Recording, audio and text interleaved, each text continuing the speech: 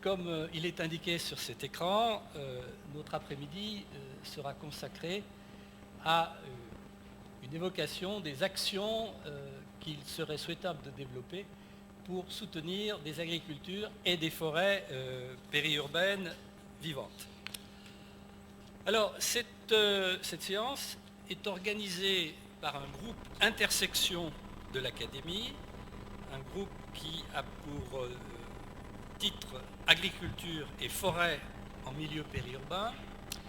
C'est un groupe intersection qui a été créé à l'origine par André Neveu, que j'ai cru apercevoir quelque part. Ah, il est là, au premier rang. Donc je tiens à lui rendre hommage pour cette création que j'ai trouvée personnellement très positive. Et ce groupe a réuni une vingtaine de membres de l'Académie et de correspondants nationaux de l'Académie, relevant de 7 sections différentes.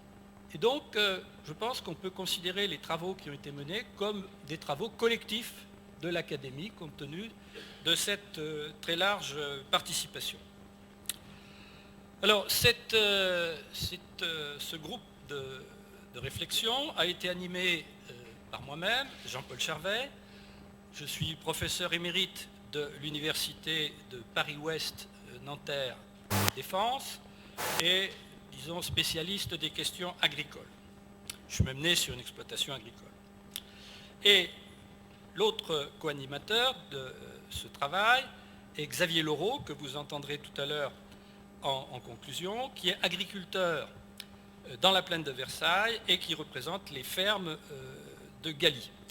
Alors, ce que je dois dire, c'est que cette association entre un agriculteur, un homme de terrain et un universitaire a été vécue par moi comme quelque chose de très positif.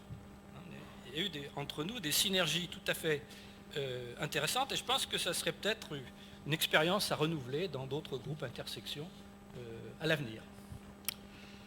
Alors, ce groupe intersection a publié récemment 2 documents de synthèse que vous trouvez à l'entrée. Un document qui a pour titre « Proposition d'action pour des agricultures périurbaines vivantes ». Vous pourrez le récupérer à la sortie si vous n'avez pas pu le récupérer à l'entrée. Et l'autre document a pour titre « Proposition d'action pour des forêts périurbaines vivantes ». Alors, il vous apparaîtra que le document de synthèse qui porte sur les forêts est 2 fois plus long que celui qui porte sur les agricultures. Ce n'est pas parce qu'on pense que les forêts sont 2 fois plus importantes que les espaces agricoles, mais c'est tout simplement parce que nous avons testé 2 modes de communication différents. Au départ, on pensait qu'il fallait être très court, et puis on s'est aperçu qu'en étant trop court, on n'expliquait pas assez, les illustrations étaient peu lisibles, et donc voilà pourquoi on est passé d'un 4 pages au départ à une autre publication sous forme d'un 8 pages. Alors, la problématique de base, elle est bien connue. On parle aujourd'hui beaucoup dans les médias des gaspillages alimentaires, et on nous dit, bon, si on arrive à gérer ces gaspillages alimentaires, ça y est, nous sommes sauvés, il n'y aura plus de faim dans le monde. En revanche, on parle très peu d'un autre gaspillage qui est tout aussi inquiétant, c'est le gaspillage des terres agricoles. Et le gaspillage des terres agricoles par l'étalement urbain. On a pu chiffrer ça à l'échelle de la planète à 3 millions d'hectares perdus par an du fait de l'étalement urbain. Aux États-Unis, bon, j'ai eu l'occasion d'ailleurs d'en parler ici même, le chiffre est de 500 000 hectares qui sont perdus par an. En Chine, c'est à peu près pareil. Et en France, ce n'est pas très bon non plus, puisque environ 80 000 hectares par an sont perdus du fait de l'étalement urbain. Et donc la problématique est de savoir comment gérer de façon plus efficace et surtout à partir de quelles innovations, j'insiste sur le mot innovation, ces espaces ouverts périurbains, agricoles ou forestiers peuvent être mieux gérés. Alors j'ai oublié mon PowerPoint en route, mais c'est pas grave. Ah oui, c'est un point important, excusez-moi. vous retrouverez les 2 documents de synthèse sur le site internet de l'Académie à la page qui est dévolue au groupe intersection agriculture et forêt en milieu périurbain.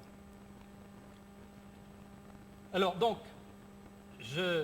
j'insiste à nouveau sur le fait que nous allons traiter d'une manière privilégiée les innovations possibles dans le domaine de la gestion des espaces ouverts périurbains, et nous allons le faire grâce à trois intervenants que je remercie à nouveau d'avoir très spontanément accepté de venir jusqu'à nous et qui vont nous permettre, chacun à leur manière, d'aller encore un peu plus loin dans nos réflexions.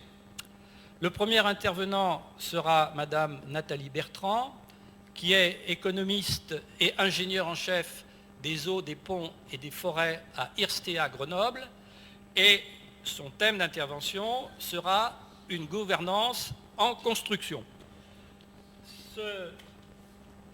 Ce thème, une gouvernance en construction, elle l'a largement développé dans un ouvrage que je trouve excellent, qui a pour titre « Terres agricoles périurbaines, une gouvernance foncière en construction », paru l'année dernière, en 2013, donc aux éditions Quae. Alors, c'est un ouvrage qui est très dense, très dense, mais heureusement, il y a une excellente introduction et une excellente conclusion. Et déjà, si vous arrivez à lire les deux, vous aurez déjà appris beaucoup de choses. Puis ensuite, vous pouvez plonger davantage dans le détail. Concernant Madame Bertrand, je précise également, ça peut intéresser un certain nombre d'entre nous, qu'elle participe à l'organisation d'une journée de la sphère qui sera 2 journées de la sphère qui sont organisées la semaine prochaine à Lyon sur le thème « Le foncier agricole, usage, tension et régulation ». Donc, personnellement, je vous conseillerais vivement d'aller assister, si vous le pouvez, à ces 2 journées de colloque. Le second intervenant sera M. Sylvain Ducroux, directeur du projet Forêt périurbaine auprès du directeur territorial de l'ONF pour l'Île-de-France et le Nord-Ouest. Il nous parlera des relations ville-forêt, et nous avons déjà utilisé une partie de ces travaux dans le document de synthèse dont j'ai parlé tout à l'heure. Enfin, le dernier intervenant ne sera pas M. Laurent Klein comme il était prévu. M. Laurent Klein, n'ayant pas pu se libérer aujourd'hui car il devait subir des examens médicaux à Strasbourg, là où il habite, et donc il sera remplacé par une de ses assistantes. Je ne sais pas si on peut vous considérer comme assistante. Madame Zakin. Tous les deux, aussi bien M. Klein que Mme Zakin, sont au think tank SAF Agridé, et Mme Zakin nous parlera des synergies gagnantes entre agriculture et ville. Donc c'est un titre un peu différent que celui trop restrictif que j'avais moi-même indiqué au départ. Bonne séance à tous, préparez vos questions, et c'est l'occasion pour moi de dire aux intervenants, aux 3 futurs intervenants, de bien respecter, si possible, le temps de parole limité à 20 minutes, afin que la plupart d'entre nous aient le temps d'intervenir s'ils le souhaitent. Merci et bonne séance. Alors, pendant que Mme Bertrand s'installe, je vous signale qu'on fera la discussion après chaque exposé, ce qui a été demandé par beaucoup de gens, en particulier ceux qui suivent nos séances sur Internet par la vidéo, préfèrent qu'on fasse des questions après chaque exposé. Voilà. Madame, vous avez la parole. Le truc là pour... Voilà. Donc Voilà, donc Nathalie Bertrand, je ne me présenterai pas puisque Jean-Paul Charvet, là-dedans. Ça va comme ça, oui. Voilà, donc vient de le faire. Effectivement, il m'a aimablement invité à vous présenter un ouvrage qui est sorti l'année dernière. Alors, cet ouvrage est un ouvrage collectif, issu d'une recherche pluridisciplinaire en Rhône-Alpes, donc qui avait pour objectif, je dirais, d'analyser les transformations à l'échelle des territoires des actions foncières à destination de la préservation et de la valorisation des espaces agricoles périurbains.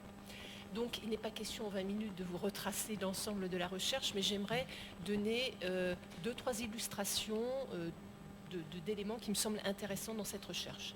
Alors je vous propose... Il faut appuyer sur vous pour... Ah, sur le clavier, d'accord. Oui. Donc je vous propose une présentation en 4 temps. J'essaierai de tenir le délai imparti. D'abord, une courte introduction sur la question de l'artificialisation des sols en lien avec la périurbanisation. Je vous ferai un petit point sur, parce que pourquoi parler de gouvernance finalement quand on parle d'actions foncières périurbaines à destination de ces espaces-là. L'essentiel de ma présentation portera sur le 3e point, c'est-à-dire finalement par rapport à un certain nombre de nouveaux défis à l'échelle des territoires concernant cette préservation des espaces agricoles, quel type d'expérimentation finalement. Alors, Jean-Paul Charvet parlait d'innovation, je préférerais expérimentation à l'échelle des territoires ont lieu aujourd'hui. Et enfin, je donnerai quelques questions d'ouverture que je considère comme des verrous pour la recherche, c'est-à-dire des choses encore à explorer. Alors, d'abord, quelques tableaux. Récemment, en 2008, la Banque mondiale sortait un rapport dans lequel, effectivement, on situe la croissance urbaine, extrêmement importante, une tendance mondiale, je dirais plus, un élément, la métropolisation et la concentration urbaine est un des éléments du changement global aujourd'hui. Ensuite, quelques éléments sur la croissance urbaine et l'artificialisation à l'échelle de l'Europe. Donc c'était une étude en 2006 de l'Agence européenne de l'environnement qui avait fait, à travers un projet mené par le JRC, une analyse de différentes villes à l'échelle européenne, où on montrait finalement que la ville européenne s'étendait plus que ne croissait la population. Donc vous avez quelques chiffres avec des éléments à partir des années 50, du milieu des années 50 jusqu'à la fin des années 90. À gauche, vous avez donc la croissance urbaine selon 2 dates. En rouge, les années 90, on voit que c'est un phénomène persistant, même si sensiblement moins important que dans les années 50. Et à droite, vous avez finalement la correspondance en termes de consommation accrue des sols, principalement des sols agricoles, qui sont là en vert clair, un peu les zones naturelles et forestières, mais surtout les zones agricoles qui sont impactées. Alors, le dernier rapport sorti en mai 2014 de l'Observatoire national de consommation des terres agricoles a rassemblé un certain nombre de sources qui permettaient de saisir cette croissance urbaine. Ça me permet alors donc vous voyez, c'est à peu près les mêmes tendances, c'est-à-dire une urbanisation sur 10 ans, une réduction des terres agricoles, une urbanisation qui impacte un petit peu les espaces forestiers. Mais ce que je voulais souligner là, c'est que finalement, et je vous invite à aller regarder ce rapport, c'est que cette question quantitative de combien d'espaces agricoles, de sols agricoles on consomme par an, par année, etc., est relativement difficile à saisir.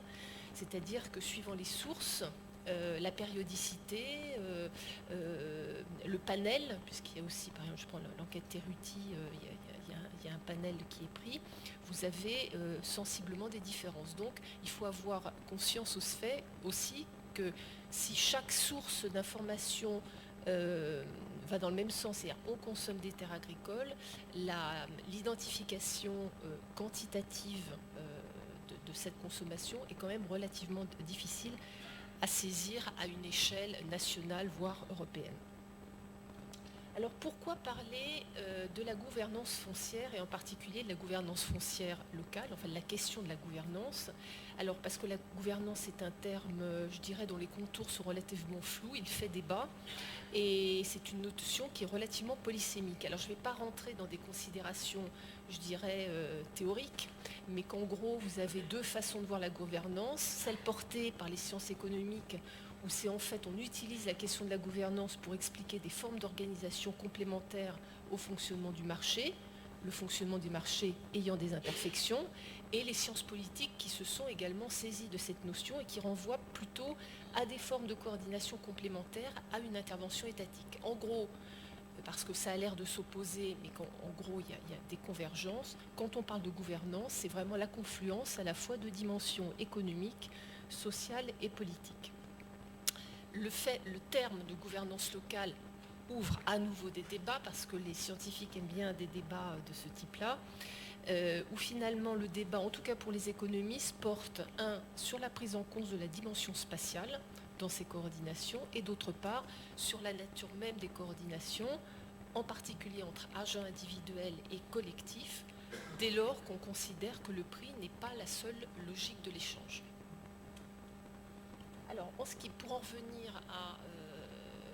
revenir à l'étude que l'on a faite, finalement, la question de la gouvernance a été une grille de lecture pour s'intéresser aux coordinations mises en œuvre à l'échelle locale pour la protection et la valorisation des espaces agricoles. Donc, ce qu'on a montré, en fait, en utilisant cette grille, c'est que c'est un processus interactif entre acteurs de nature différente, avec des intérêts qui ne sont pas forcément convergents, non hiérarchiques, bien que je reviendrai un petit peu plus tard, ça c'est à voir, il y a quand même des hiérarchies qui s'installent, qu'elles sont confortées par l'ambition de répondre à un problème commun, même si on est sur des échelles très différentes entre l'État, la région, le département, des intercommunalités. Alors on s'est écarté de cette vision très managériale qui aurait été l'idée de trouver la bonne gouvernance, c'est-à-dire la bonne utilisation des instruments, plutôt s'intéresser finalement aux expérimentations, aux innovations en matière de procédures et d'initiatives locales, par rapport à des compétences foncières des acteurs, je pense aux régions, aux départements ou aux communes qui sont, je vous le montrerai, relativement, il y a les compétences attribuées d'un point de vue légal et finalement dans la concertation locale, ces compétences débordent les unes dans les autres, les unes par rapport aux autres, et que tout cela est remis en cause, en particulier parce que de nouveaux acteurs s'invitent au débat sur les terres agricoles, en particulier les aménageurs et les développeurs, ce qui donne ce que j'ai appelé des chemins inédits par rapport au développement de cette gouvernance foncière. Alors pour résumer la gouvernance, en gros, ce qu'on a observé sur les transformations de l'action foncière territoriale est une tension finalement entre des institutions, c'est-à-dire des règles, des référentiels plus ou moins communs, il peut y avoir des conflits, et des stratégies d'acteurs, que ces acteurs soient individuels, je pense aux propriétaires, aux agriculteurs, mais également collectifs. Ça peut être des chambres d'agriculture, ça peut être des collectivités locales. Avec deux dispositifs qui, je dirais, sont les dispositifs phares dans ces transformations, à la fois des innovations en termes de dispositifs de concertation, c'est-à-dire là où on va trouver l'accord pour cette gestion commune de ces espaces agricoles périurbains, et en particulier la question des chartes foncières à l'échelle départementale qui ont fait suite à ces groupes de travaux que la circulaire Barnier en 2008 avait promu, et puis également une montée en puissance de la question des conflits et du contentieux. Alors, là je passerai très vite, on a une instrumentation politique croissante. Il y a un objectif commun aujourd'hui des politiques publiques, qu'elles soient urbaines, qu'elles soient rurales, sur la préservation des terres agricoles. Je dirais, on a débuté avec la loi SRU de solidarité et renouvellement urbain qui prônait la reconstruction de la ville sur la ville, c'est-à-dire la densification et non pas l'étalement, jusqu'à aujourd'hui le projet de loi à venir qui a un volet foncier et dont l'objectif, effectivement, la préservation du foncier agricole. Donc on a, je ne reviendrai pas dans le détail de ces différentes lois, mais on a depuis plus d'une dizaine d'années un ensemble d'instruments qui sont régulièrement mis sur la table, d'instruments divers, que ce soit des espaces protégés, que ce soit, je pense par exemple au PAEN de la loi de 2005, que ce soit des observatoires. On a un ensemble d'instruments qui viennent peupler le paysage, l'instrumentation publique en termes de préservation des espaces agricoles, et qui contraignent, je dirais, de plus en plus les territoires pour aller dans ce sens-là. Mais assez paradoxalement, on a une difficulté finalement de la mise en œuvre de ces instruments qui sont extrêmement nombreux et qui, alors une des difficultés de cette mise en œuvre, c'est que bien souvent cette mise en œuvre va reposer sur la mobilisation de ressources du développement et de l'ingénierie territoriale dont les territoires sont plus ou moins bien pourvus, ce qui donne, enfin j'y reviendrai, des inégalités territoriales dans la façon de mettre en œuvre ces dispositifs. Alors là je voulais revenir sur 3 points qui me semblent importants de souligner ici dans cette analyse, je dirais, de la gouvernance foncière et des transformations de cette action publique territoriale. Le premier défi, c'est une nécessité d'intégration plus affirmée d'enjeux. C'est-à-dire qu'à l'échelle locale, sur ces espaces agricoles, on a une convergence à la fois d'enjeux productifs, production nourricière de l'agriculture, environnementaux. Le maintien, la loi ENE a rappelé qu'effectivement il faut maintenir, restaurer la question de la biodiversité. Et par exemple, ces corridors écologiques à 80% sont représentés par des espaces agricoles, mais également des enjeux d'urbanisation. Ça va de l'infrastructure jusqu'à du résidentiel avec ces différentes formes que l'on connaît, du pavillon au petit collectif. Alors,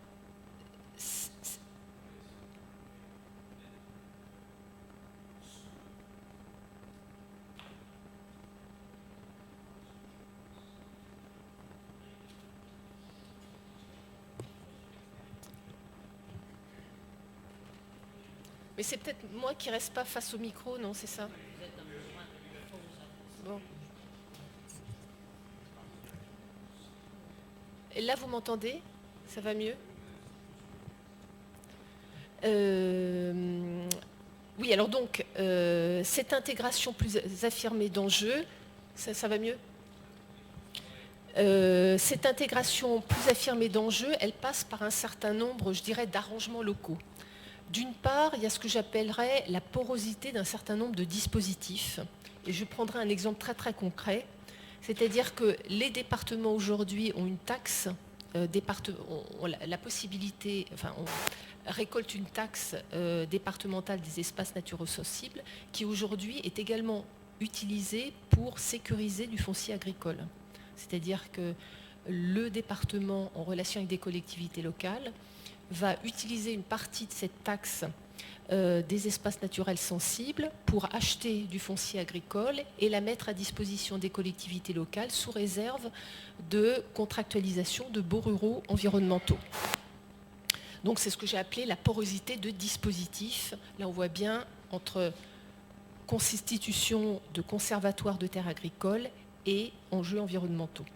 C'est aussi, à l'échelle des territoires, la recherche d'une meilleure articulation entre différents échelons territoriaux.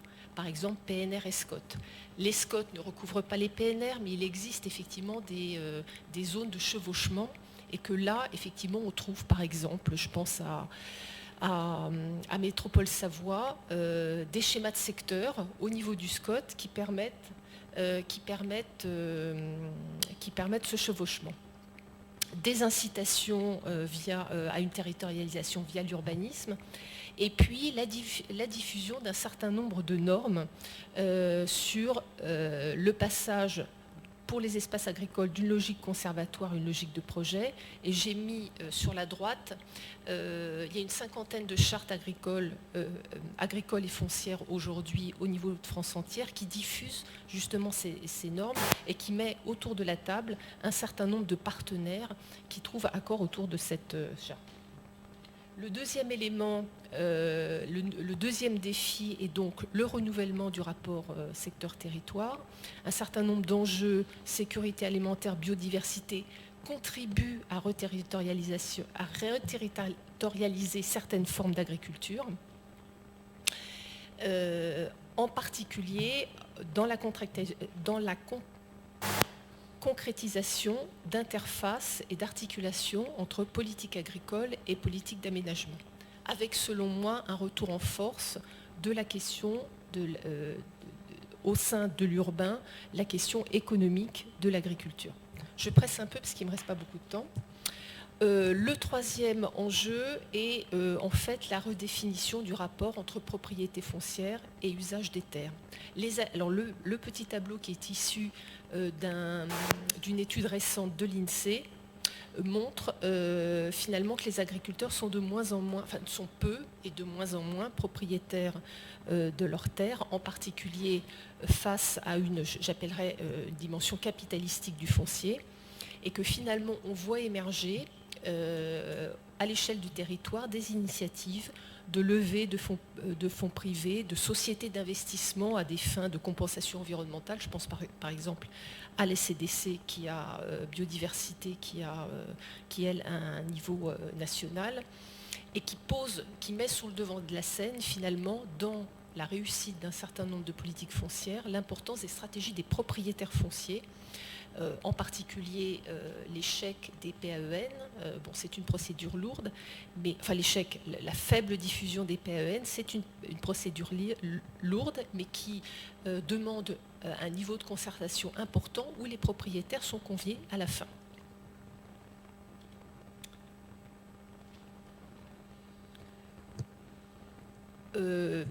Comme j'ai la petite lumière rouge, je passe directement à la conclusion, mais on peut laisser place après aux questions. Quelques questions ouvertes pour la gouvernance foncière des espaces agricoles périurbains.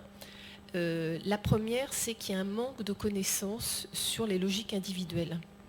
Donc c'est à la fois sur les logiques individuelles privées, assez globalement, par rapport à des enjeux collectifs, mais également des logiques agricoles, c'est-à-dire finalement des stratégies patrimoniales et familiales que les agriculteurs peuvent avoir dans finalement la maîtrise de ces espaces agricoles. Et en particulier, donc on parle toujours de transactions foncières, mais en fait l'essentiel de ces mutations foncières échappe finalement à ce qui passe par la SAFER, puisque c'est par transmission. Et donc il y a des logiques familiales qui serait bon d'étudier. Le deuxième type de question porte sur les inégalités des territoires.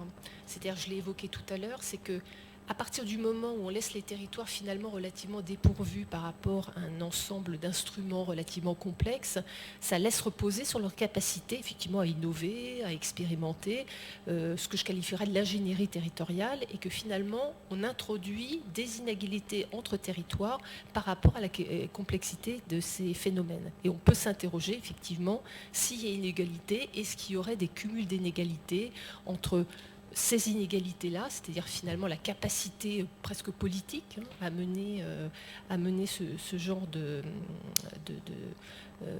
d'action, mais également des inégalités sociales, voire des inégalités environnementales. Et enfin, le troisième point, c'est la place de la contractualisation et du paiement pour services rendus par l'agriculture à la société. Donc je vous remercie de votre attention.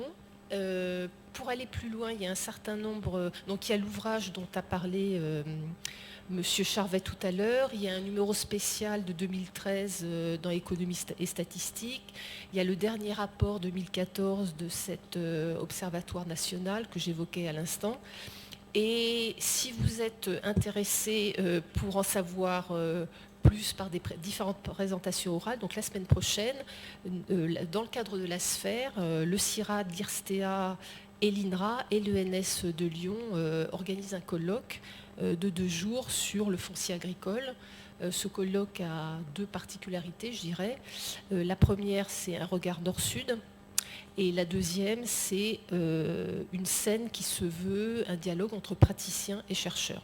Voilà, vous avez le lien en dernière partie de cette diapo. Merci madame, merci d'avoir tenu le temps.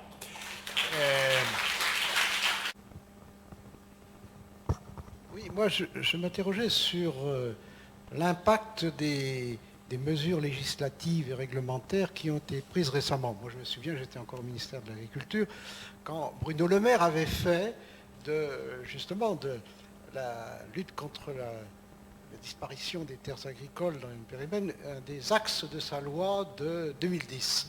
Alors, est-ce qu'on a déjà des informations sur les résultats? Je sais que la culture de l'évaluation n'est pas tellement développée au ministère de l'Agriculture, mais on a peut-être quand même quelques... J'étais bien placé pour le savoir. On a peut-être quand même quelques résultats. Et puis, est-ce que la nouvelle loi prend en compte ces éléments-là? Enfin, où est-ce qu'on en est? C'est récent, mais est-ce qu'on a déjà des éléments qui permettent de dire telle mesure n'a pratiquement pas d'impact et l'autre marche? Plusieurs questions à la fois? Ah, je réponds, d'accord. À ma connaissance, une évaluation globale n'existe pas. Enfin, en tout cas, je n'en ai pas connaissance.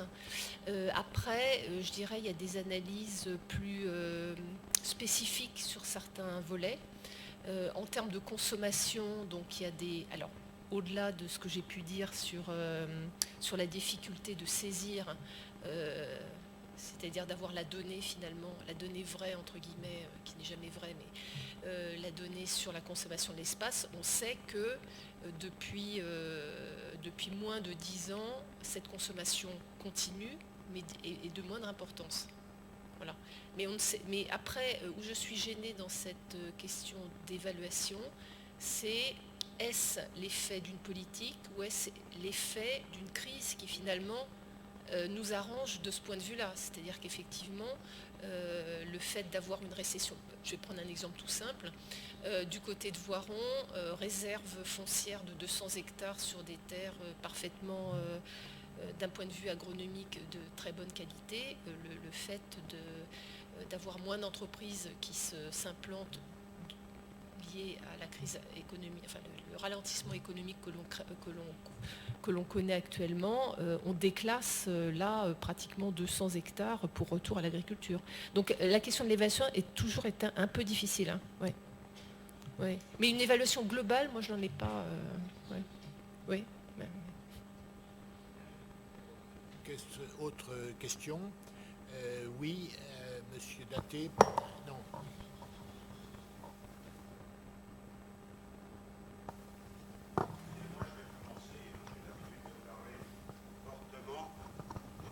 Le Prince, Ah, le Prince, homme de terrain.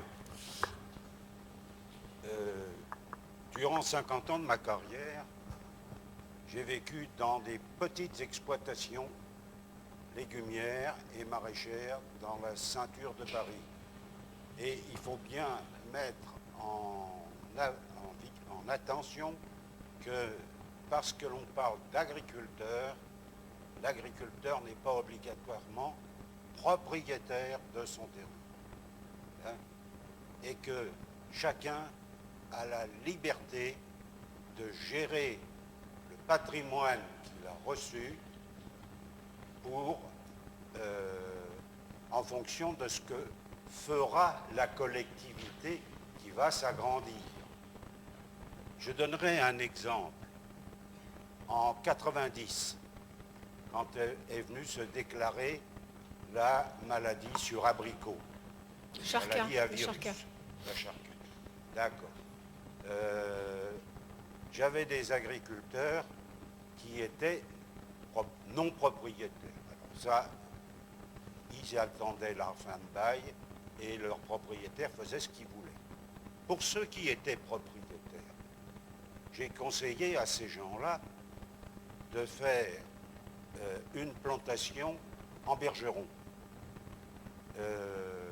front de pied, et d'entretenir leurs terres de façon à ne pas avoir un friche. Si la recherche ne mettait pas au point un abricot résistant à la charca, À ce moment-là, au bout de 20 ans, qu'obtiendrait-il? Soit une résistance propre à l'espèce, et à ce moment-là, ils récolteraient leurs abricots, ou soit ils utiliseraient du déroulé de bois d'abricotier pour faire du plaquage. Je pense que la notion de liberté individuelle de l'individu dans la propriété des sols est un élément fondamental qui me semble être omis un peu par les instances gouvernementales. Ce que j'essayais de montrer dans mon exposé, c'est que justement, il y avait aujourd'hui une grande dissociation entre la propriété et l'usage des terres. D'une part, parce que les agriculteurs sont... Alors, j'ai remis ce tableau parce que c'est une donnée France Entière 2010 relativement récente montrant la part finalement de fermage des terres agricoles. Donc, ce qui veut dire que la propriété et celui qui va l'utiliser du point de vue agricole et se dissocient aujourd'hui. Et ce que je voulais mettre aussi en évidence, c'est que dans la propriété, maintenant, il y a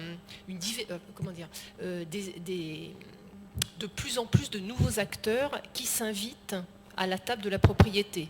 C'est-à-dire vous avez des associations qui lèvent des fonds privés pour acquérir des terres agricoles et orienter le type d'agriculteur et le type d'agriculture que la, entre guillemets, société souhaite. En l'occurrence, je pense par exemple à l'association Terre de Liens qui a pris depuis plus de 20 ans une importance assez considérable en France, mais il y a des expériences similaires à l'étranger. Mais même aujourd'hui, des collectivités locales qui acquièrent des sols pour orienter l'agriculture en périphérie de l'urbanisation, c'est-à-dire en fait reconstituer la plupart du temps une ceinture maraîchère.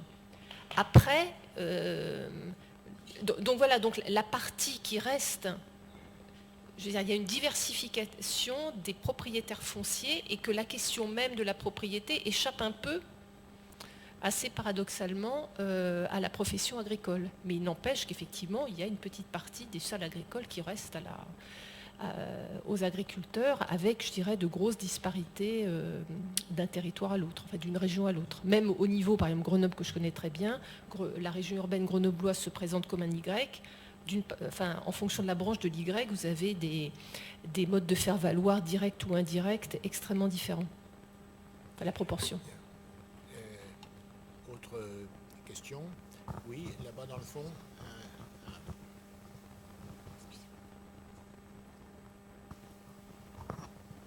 Mon intervention sera brève, Blondon.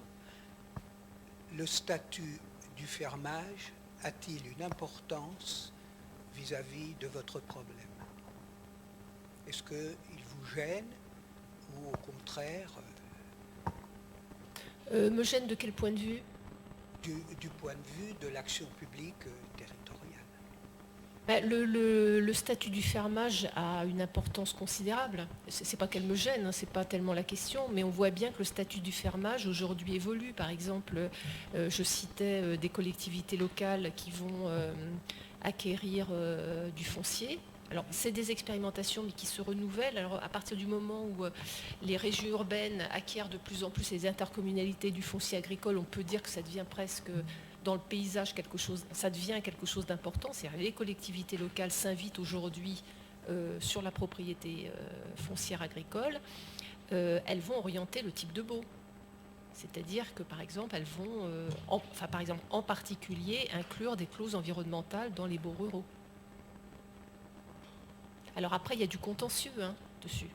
Mais il n'empêche que le bail rural est extrêmement important, puisque finalement, ça va orienter la façon dont les exigences ou les attentes que l'on a vis-à-vis de l'agriculteur qui va être usager de ces terres.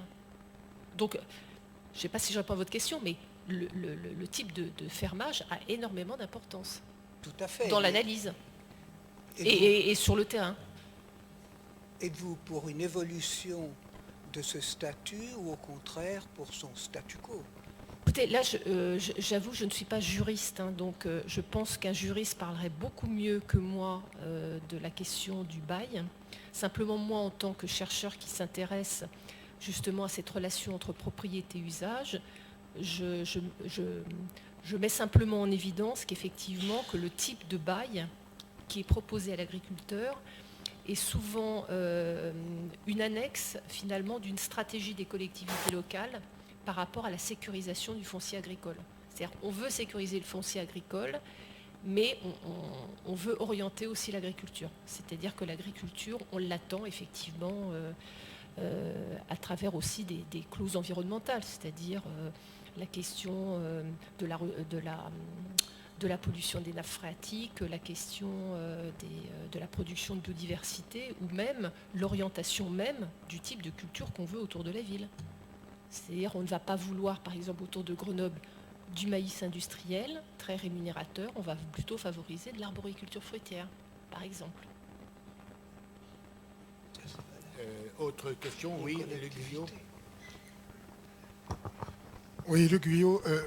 En ce qui concerne la disparition des terres, puisque vous l'avez évoqué, que sur la construction ou sous le goudron, il y a aussi quand même une autre partie que vous évoquiez à juste titre tout de suite, c'est la diminution de l'utilisation des terres avec toutes les mesures qui sont prises, qu'elles soient environnementales ou autres. Je prends simplement aussi l'exemple.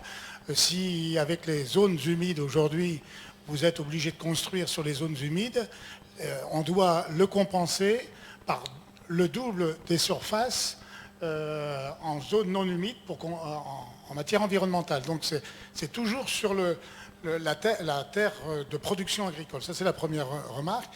Et la deuxième remarque, c'est vis-à-vis des mesures compensatoires dans le cadre de l'environnement ou de l'utilisation des sols.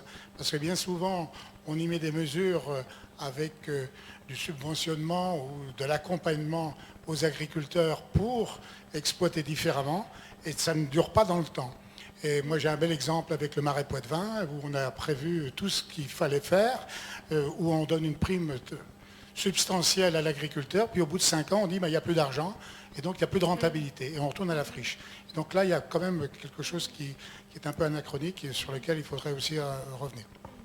Ce que je rajouterais aussi, c'est qu'à mon avis, il ne peut pas y avoir de maintien des terres agricoles sans un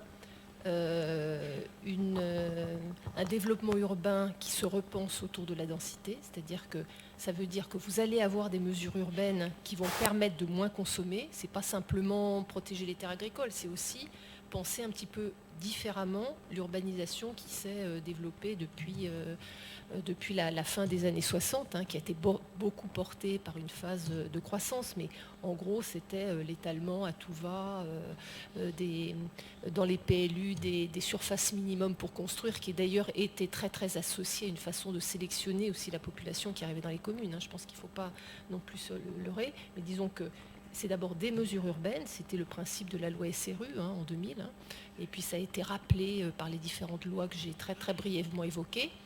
Et puis ça ne pourra pas être aussi sans projet agricole. C'est-à-dire que si, par exemple, dans la zone de Valence-Roman, l'agriculture reculait plus vite que la ville n'avançait. Je veux dire, il faut effectivement que l'agriculture ait un projet pour pouvoir avoir une position territoriale. Sinon, effectivement, elle laisse place à l'avancée à tout crin, quoi. Est-ce qu'il y aurait un moyen, par exemple, dans une ville comme Marseille, Marseille, c'est dans une plaine, c'est entouré de collines. On a construit tout Marseille dans la plaine, ce qui a supprimé des terres agricoles très, très, très intéressantes, alors qu'en fait, il aurait fallu mettre toutes les maisons dans les collines et puis garder la plaine en agriculture. Est-ce qu'il y a un moyen d'arriver à ça ?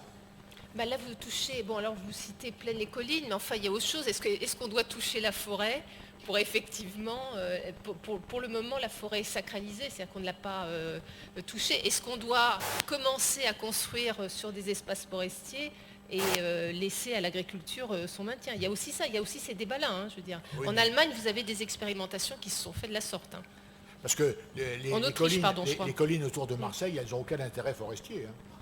Non, mais bon... ça sert surtout à créer des incendies. ce que je vais vous présenter ici, c'est une des facettes d'une réflexion qui est menée plus largement sur les forêts périurbaines, avec quand même un focus sur l'Île-de-France, qui est la première région concernée. Projet qui a été lancé en début 2012 par Hervé Guémard, alors président du conseil d'administration de l'Office national des forêts, qui vise en fait à refondre nos directives de gestion. Donc là, je vais faire un focus plus particulièrement sur la partie, la relation ville-forêt. Alors, tout d'abord, un petit rappel, je passe rapidement, hein, qu'est-ce qu'une forêt périurbaine?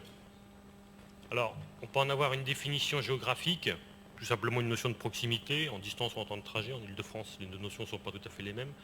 Une définition démographique, la forêt est un espace par définition inhabité, mais localement, elle peut être implantée dans un territoire qui est densément peuplé, ce qui génère une forte fréquentation. Et puis une définition sociologique, c'est une fréquentation par un public qui est plutôt de culture citadine et avec un mode de vie urbain. Bon, dans la pratique, souvent, on a une combinaison en fait de ces trois définitions, géographiques, démographiques ou sociologiques, qui se cumulent. Dans le cas particulier de l'Île-de-France, on retient qu'il y a deux grands types de forêts périurbaines.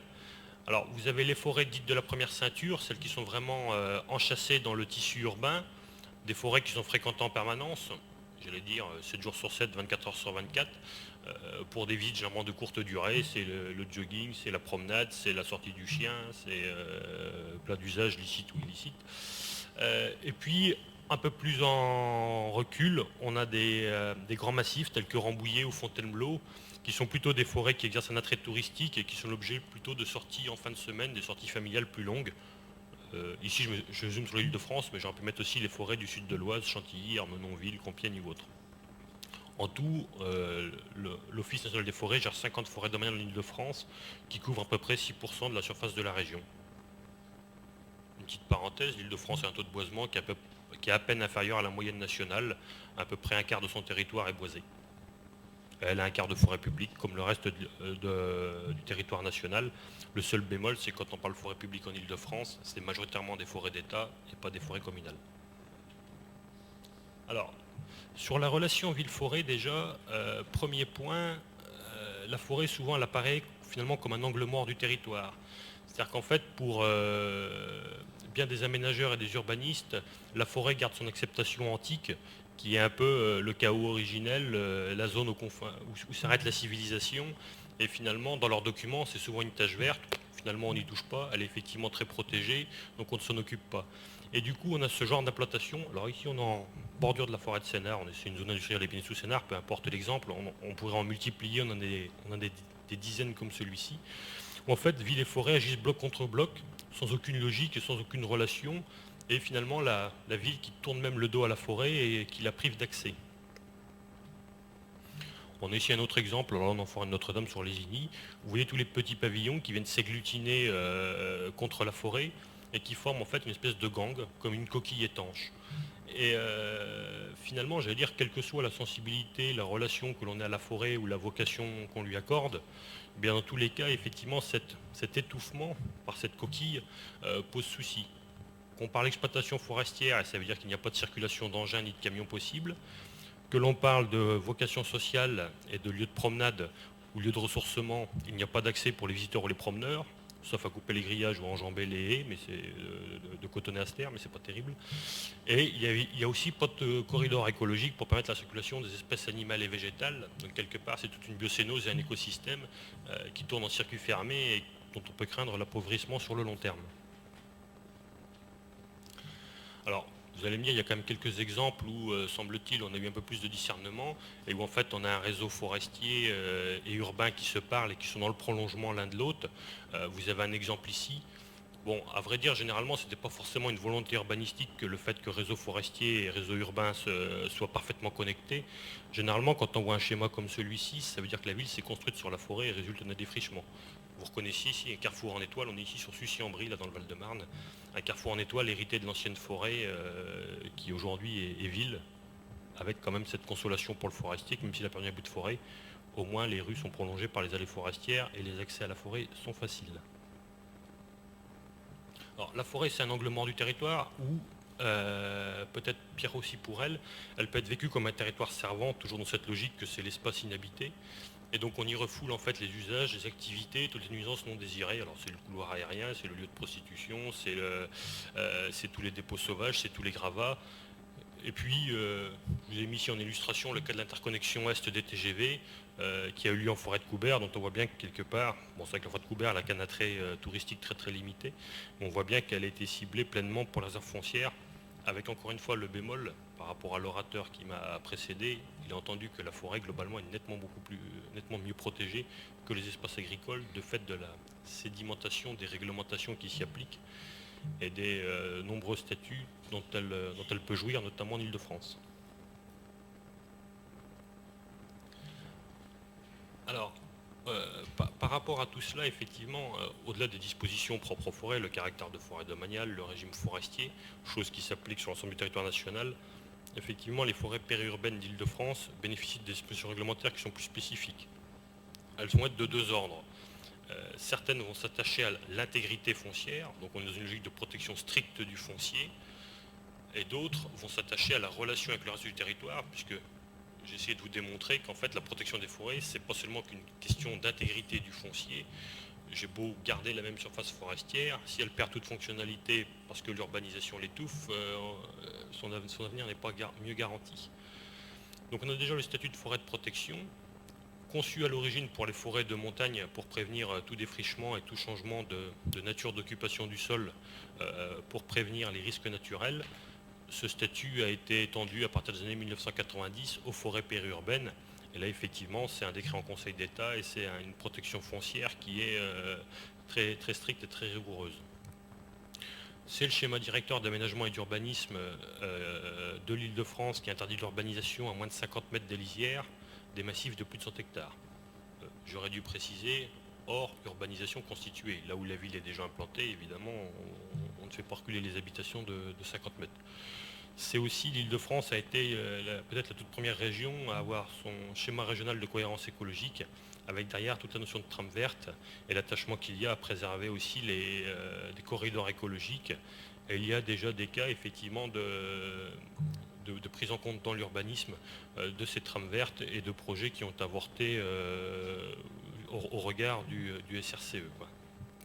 Alors, et puis on pourrait rajouter, alors effectivement en Ile-de-France on va aussi retrouver beaucoup d'autres réglementations comme la loi sur les monuments et les sites, la loi de 1930, sites classés, sites inscrits, on va retrouver beaucoup de réglementations comme ça, et finalement ces outils, même s'ils donnent l'impression d'un foisonnement législatif et réglementaire, ne se substituent pas forcément l'un à l'autre, ils ont chacun leur logique propre, et des fois effectivement il n'y en a pas forcément de trop pour arriver à préserver les intérêts de la forêt. Alors là je vous ai présenté les relations avec la forêt sur un aspect un peu négatif, il y a quand même des services reconnus. Déjà une étude du CREDOC, donc un petit peu ancienne, elle date de 1999, qui estime à près de 100 millions le nombre de visites dans les forêts publiques d'Île-de-France. Avec quand même ce chiffre et tout, effectivement, chaque francilien, en moyenne, il a à sa disposition 77 mètres carrés de forêt, ce qui est à peu près 9 fois moins qu'au niveau national. À l'évidence, il y a une fonction sociale qui est très importante en tant que lieu de ressourcement, espace de loisirs. Mais je dirais la forêt, sa fonction sociale ne s'arrête pas forcément aux usages directs en forêt et aux activités qui sont pratiquées en forêt. Il y a aussi ce que j'appelle la rente paysagère, le fait que la forêt contribue à la qualité du cadre de vie, constitue un cadre agréable, et je dirais même les riverains en profitent, même s'ils ne s'y rendent pas, ils profitent aussi quelque part des services de la forêt. Donc cette fonction sociale qui est souvent prépondérante, elle a évidemment aussi une fonction écologique en Ile-de-France où j'ai parlé qu'il y avait un quart de forêt, sachant qu'il y a un quart d'urbanisation et moitié d'agriculture où c'est souvent plutôt de la grande culture. La forêt apparaît souvent comme le dernier refuge pour la biodiversité. À ce titre-là, elle constitue 87% des surfaces Natura 2000 en Ile-de-France. Je vous ai donné plusieurs chiffres pour la forêt de Fontainebleau, vous n'êtes pas obligé de les retenir. Sachez seulement que la forêt de Fontainebleau, c'est à peu près 15 000 espèces animales et végétales pour elle toute seule. Et puis, il y a la troisième fonction d'ordinaire reconnue à la forêt, la fonction de production. Alors historiquement, c'est effectivement celle qui a façonné ces forêts-là. Il est à noter qu'elle est souvent à la remorque des autres et que finalement c'est peut-être sans doute la moins assumée par nos concitoyens franciliens par rapport aux deux autres. Pour autant, il faut bien reconnaître que l'actualité récente la remet sur le devant de la scène et tout, à la fois les plans de développement de la filière bois, toutes les réflexions suite au Grenelle de l'environnement, toutes les considérations sur séquestration carbone, les plans climat et autres, la remettent au goût du jour, avec en fait toujours ce paradoxe que le bois est un matériau plébiscité, mais la coupe d'arbre est plutôt honnie. Or, le bois, c'est toujours que du bois d'arbre. Si je détaille un peu les différentes perceptions de la forêt d'après les enquêtes sociologiques que l'on a pu faire, chacun a sa relation propre à la forêt. On est un peu dans le champ du sensible, dans le champ de l'affectif. Alors, la forêt est perçue tantôt comme un espace sauvage, le lieu de nature, l'endroit où l'homme est réputé n'avoir jamais mis les pieds, et finalement le dernier havre et dernier refuge pour la biodiversité. Elle peut être aussi parfois perçue comme un espace sain, un peu dans la lignée des courants hygiénistes qui ont fait naître les bois de Vincennes, bois de Boulogne et les grands parcs de Paris. Eh bien, la forêt apparaît comme l'endroit où l'air est un peu plus sain, moins pollué, une zone de calme relatif par rapport aux nuisances sonores, donc un lieu où un antidote à la ville, un lieu de ressourcement. Elle peut être vue aussi comme un espace ludique, un lieu de divertissement, un espace plutôt aménagé. Donc là, on est dans une approche peut-être un peu plus utilitaire. Les contours finalement des représentations de la forêt par nos concitoyens restent relativement flous. Par contre, on sait plus précisément ce qu'ils ne veulent pas, qui sont les pôles extrêmes. Ils ne veulent pas de la forêt laissée en libre évolution. Assez curieusement, même si c'est meuf de la coupe d'arbres, que la forêt soit un espace vivant qui puisse requérir des soins, de l'entretien, et donc qu'on y récolte du bois, c'est plus largement admis. D'ailleurs, parmi les rares opposants et les rares militants pour la forêt laissée en libre évolution, c'est pas forcément vis-à-vis de l'exploitation forestière sensu stricto qui se positionnent là-dessus. C'est surtout considérant qu'il y a une surfréquentation de la forêt par les nombreux touristes et promeneurs. Ils considèrent qu'en ne la gérant pas, on la rend de fait inhospitalière et plus hostile. Et donc quelque part, on décourage les promeneurs et c'est ainsi qu'on la préserve. Donc c'est pas tellement une critique contre l'exploitation. Ils ne veulent pas non plus de la forêt façon parc urbain, même s'ils sont de culture urbaine. Nos concitoyens font bien la différence entre la forêt et le parc. Et quelque part, ils aspirent à avoir les deux. Et on entend souvent parler de la forêt-forêt, c'est-à-dire la forêt un peu sous une forme un peu authentique et comme un retour à la nature. Bon, la nature pas trop, il faut quand même pouvoir s'y promener en chaussures basses, mais ils font quand même la différence avec le parc. Et puis ils ne veulent pas de la forêt de l'agronome. Alors je m'excuse, il y a beaucoup d'agronomes dans la salle. Je reprends, je l'ai mis entre guillemets, je reprends juste des propos de nos interlocuteurs et partenaires. En fait, comprendre derrière qu'ils ne veulent pas de la forêt champ d'arbres, la forêt usine à bois et la forêt qui serait par trop formatée par l'homme pour uniquement satisfaire des besoins en bois. Ils aspirent à ce que la forêt garde un caractère naturel, même si elle a toujours été façonnée par l'homme. Alors, comme par rapport à ces différentes fonctions et par rapport au poids accordé à ces différentes fonctions, il y a très clairement des conflits qui opposent l'administration forestière et la population locale, en fait, depuis à peu près un siècle et demi. En gros, depuis la naissance du tourisme en forêt.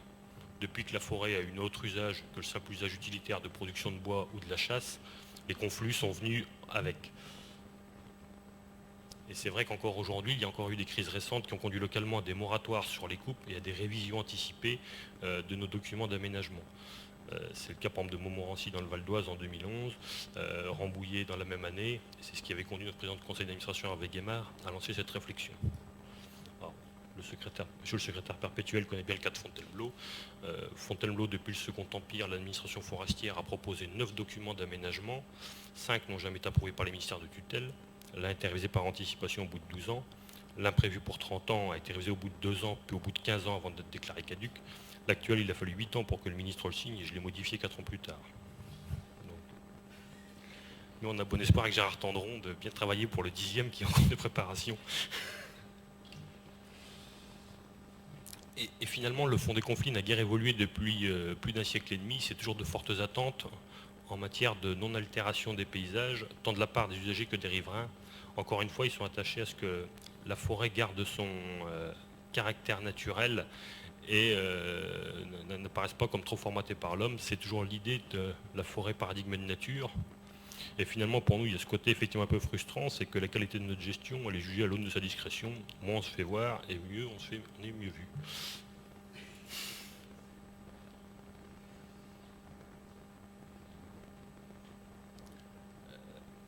derrière, finalement, en fait, il y a une question de fond qui se pose derrière à nous, c'est qu'en fait, on voit bien que notre gestion, effectivement, il y a sans doute lieu de la faire évoluer rapport à ce que je viens de dire. C'est-à-dire qu'en fait, il faut comprendre que le forestier gère un espace par nature inhabité et que, généralement, nos solutions techniques, elles sont élaborées hors pression sociale. L'Office national des forêts, qui gère des forêts sur tout le territoire national, la grande majorité des forêts restent en périurbaine. Et donc, quelque part, on a des itinéraires, des normes qui sont élaborées hors de toute pression sociale et qui sont estimés comme intrinsèquement bons et complètement pertinents dans l'absolu. Et la tentation du forestier, ça a souvent été de les transposer, y compris en milieu périurbain, avec un peu ce credo qui était de dire appliquons une bonne sylviculture et les autres aménités, l'environnement, l'accueil du public seront accomplis de facto par effet de sillage. Finalement, nos forêts sont libres d'accès et l'accueil du public, c'est d'en autoriser l'accès, avec une forêt qui s'offre telle qu'elle est dans son jus, tel que résulte de cette gestion utilitaire. Et là, on voit bien que la difficulté, effectivement, pour le forestier, c'est de réussir à intégrer, à faire rentrer en fait dans ces réflexions des éléments qui sont plutôt subjectifs et intangibles dans l'analyse dans ces choix techniques. C'est de prendre en compte les attentes du public, dont j'ai dit par ailleurs qu'effectivement elles étaient au demeurant très floues, et finalement c'est vrai que c'est de rompre d'une position que d'aucuns diraient un petit peu technocrate pour finalement intégrer dans des choix techniques des éléments qui relèvent plus, c'est-à-dire quasiment de l'affectif ou du sensible. Il y a une autre aussi question de fond dans la posture du forestier, c'est que il faut voir que si aujourd'hui les gens nous critiquent et finalement dénoncent ce qu'ils considèrent être comme des abus de gestion, à l'origine le forestier a été, conçu. L'administration forestière a été faite pour lutter contre les abus, quoi. Et c'est vrai que de cette histoire, où en fait on était avant de l'autre côté de la barrière et où c'était plutôt pour lutter contre les abus de la population, de cette histoire on a hérité une posture qui était plutôt une attitude, un peu confiscatoire, au nom d'une certaine idée de l'intérêt supérieur ou de l'intérêt général. Le forestier avait tendance à confisquer le patrimoine commun qui était la forêt pour en assurer la sauvegarde envers et contre la population. Alors, je ne dis pas qu'il faut unir cette position et qu'il faut en avoir honte. Quelque part, si aujourd'hui on a encore 6% de forêt domaniale en Ile-de-France, c'est sans doute à mettre au crédit de cette posture. Et je dirais qu'il ne s'agit pas de renier ou de s'amender par rapport à cela. Mais on a bien vu finalement à travers l'exposé que le seul fait d'assurer la pérennité du foncier ne suffisait pas en fait à assurer la forêt et ses différentes fonctionnalités. Et donc désormais pour le forestier, tout l'enjeu c'est de s'ouvrir du coup sur le reste de la population et d'engager en fait une concertation. Si on considère qu'aujourd'hui la population, l'enjeu de sauvegarde des forêts est très largement partagé et très largement admis, qu'aujourd'hui on a beaucoup moins le risque en s'ouvrant aux autres qui viennent croquer la forêt et mordre dedans, et bien sans doute que pour le forestier, s'il entend vraiment sauvegarder la forêt, c'est sans doute effectivement d'engager la concertation avec les autres partenaires et les autres acteurs du territoire qui influent, d'ailleurs volontairement ou involontairement sur la dite forêt, pour en assurer la sauvegarde. Donc c'est ce que je mets là effectivement, c'est une question qu'en fait la gestion durable, c'est pas qu'une question de sylviculture douce ou verte, c'est aussi permettre l'émergence d'un consensus et d'un projet autour de la forêt. Voilà, j'en ai fini, merci. Bien, Monsieur Ducrot, merci beaucoup. Jean-Louis Bernard, section 9. J'aimerais que vous puissiez nous donner votre point de vue de gestionnaire forestier en regard avec les attentes du public d'un côté et la surpopulation de sangliers qu'on enregistre en différents endroits et dont le public se méfie quand même à juste titre. Alors effectivement, typiquement, ça rejoint un peu ce que je disais sur la différence, sur le fait que nos concitoyens sont attachés à avoir une forêt entre guillemets authentique et qu'il faut mettre en relation avec le parc. C'est que typiquement, si on parle de forêt, a priori la grande faune est une des composantes d'une forêt ordinaire. Et à la limite, sans qu'on l'ait vraiment voulu, le fait est que le sanglier s'est invité dans la plupart de nos forêts, y compris en milieu urbain. Et finalement, ce que l'on constate, c'est que effectivement, il pose bien des soucis, tant aux forestiers, tant aux gestionnaires qu'aux populations locales lorsqu'il est en surpopulation. Mais je dirais quelque part, en même temps, sa présence, elle est largement admise et il y a un consensus sur le fait qu'il y ait lieu de conserver, le cas échéant, cette espèce-là qui finalement apparaît comme une forme de garantie qu'on est bien dans une forêt et qu'on n'est pas dans le bois de Vincennes, quoi. Je le fais simple, mais c'est un petit peu ça l'idée. Donc aujourd'hui, je dirais, il n'y a pas d'opération, il n'y a pas une logique d'éradication du sanglier là où il se situe, sachant qu'en plus, de toute façon, techniquement, l'éradication, elle est quasi impossible à faire de toute façon.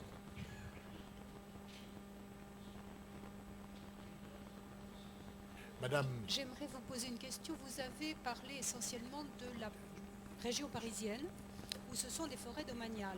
Est-ce que vous voyez une différence dans la gestion quand il s'agit de forêts communales? Est-ce que les problèmes sont différents? Alors, en fait, généralement, ce qui se passe, c'est quand il s'agit de forêts de collectivité, parce que l'on constate en Île-de-France et ailleurs, c'est que souvent la position du coup de l'élu local, le maire dans le cadre d'une forêt communale, face à la difficulté qui est de faire émerger finalement un consensus et un projet partagé autour de la forêt, et face à la faible rémunération finalement qu'offre la production de bois, généralement son choix c'est d'abandonner la production de bois. Il va finalement au plus simple. J'ai pas grand chose à gagner à produire du bois. L'ONF continue à le faire dans ses forêts domaniales parce que c'est clairement dans son objet et dans ses missions. Donc, quelque part, j'ai pas le choix de pas couper du bois, ça me fait partie moi de la commande de l'État. Pour un maire dans une forêt communale, généralement, ce qu'il va faire, il va reculer et la production de bois est très très faible, voire localement nulle effectivement dans les forêts communales périurbaines.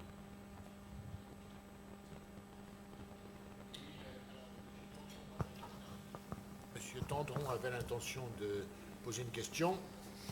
Alors surtout de faire un commentaire, parce que les questions, j'en ai posé souvent à Sylvain Ducroux et notre dialogue est permanent depuis des années. Le commentaire que je voulais faire, c'est qu'on a bien vu de cet exposé que la forêt publique, forêt domaniale ou forêt des collectivités, est très protégée au titre du foncier. C'est la grande différence avec l'agriculture, et ça, c'est une différence majeure. Il n'empêche que la forêt domaniale en particulier est considérée par le public comme un espace public, alors que le Code forestier dit très clairement que ça appartient au domaine privé de l'État. Donc normalement, le gestionnaire forestier est le seul compétent pour dire comment on doit gérer la forêt. Cette manière de faire était la manière traditionnelle. Sylvain Ducroux l'a rappelé, elle est évidemment totalement inopérante aujourd'hui. Le public considère qu'il a un droit de regard sur les forêts publiques et l'Office des forêts est bien obligé de composer avec cette nouvelle dimension. Alors, c'est très compliqué, comme vous l'avez bien compris, parce qu'à la fois, les demandes des usagers sont extrêmement diverses, quelquefois contradictoires, et entre les usagers qui veulent, en forêt, exercer des activités de loisirs, comme la promenade, l'équitation, etc., la varap, et puis ceux qui veulent que la forêt domaniale soit une forêt réserve de biodiversité, il y a évidemment un monde. Et un monde qui, évidemment, génère des conflits. Donc il y a un problème considérable pour le gestionnaire, Office des forêts, c'est de trouver des modalités de gouvernance de ces forêts-là, de telle sorte qu'on puisse avoir des instances de concertation pour que chacun comprenne ce que souhaite l'autre et que chacun finisse par comprendre qu'il faut trouver des compromis. Alors, cette notion de compromis est très difficile dans notre société actuelle où chacun considère que son usage doit être prévalent. Et donc, il considère que c'est l'usage qui est prioritaire. Donc, à partir du moment où il est prioritaire, les autres doivent renoncer à ce qu'ils veulent faire. Et donc, l'Office de forêt doit composer avec tout ça. Alors, il y a évidemment des comités de suivi, des comités de gestion qui ont été mis en place et qui, normalement, réunissent les associations locales de tout poil, les élus, les gestionnaires, etc. Ces comités fonctionnent de manière très hétérogène selon les massifs forestiers. Certains fonctionnent très bien, c'est vraiment un lieu de dialogue et de concertation, et puis d'autres sont des lieux de conflit et de crépage de chignons, donc c'est loin d'être évident. Et on s'aperçoit de tous ces débats que finalement, le gestionnaire forestier, il doit essayer de faire la synthèse de toutes ces contradictions avec un objectif que Sylvain Ducrot n'a peut-être pas redit aussi clairement, mais que moi je dis continuellement sous cette forme-là. La priorité d'un gestionnaire forestier, c'est de garantir que sa gestion permettra de conserver une forêt en bon état. C'est-à-dire une forêt qui est cultivée dans la mesure où nos peuplements forestiers étant tous artificiels à l'origine doivent continuer à être cultivés, on doit y faire des éclaircies pour que les peuplements se développent, on doit régénérer les peuplements les plus anciens pour avoir des peuplements nouveaux, et cette approche du sujet est une approche que le public admet le moins facilement. Quand on lui dit il faut cultiver la forêt, il dit oui, mais pas devant chez moi. Bon. Et ça, on le voit partout. Alors l'exemple de Fontainebleau est typique. La forêt de Fontainebleau est complètement enserrée par des communes qu'on appelait sous l'Ancien Régime les paroisses usagères, qui sont des communes où les gens se sont installés parce que c'était en bordure de forêt. Et ils ne veulent pas que le paysage change. Or, il est évident que lorsqu'il y a une régénération à faire sur le bornage, il faut bien la faire. Et donc la difficulté, et c'est ce que Sylvain Ducrot disait, c'est à la fois d'essayer de tenir compte des aspirations du public, parce qu'on ne peut pas gérer la forêt comme si le public n'existait pas, mais avec la préoccupation de l'intérêt général, qui est celui qui est finalement le moins bien perçu par le public. L'intérêt général, c'est d'avoir une forêt en bon état pour l'avenir.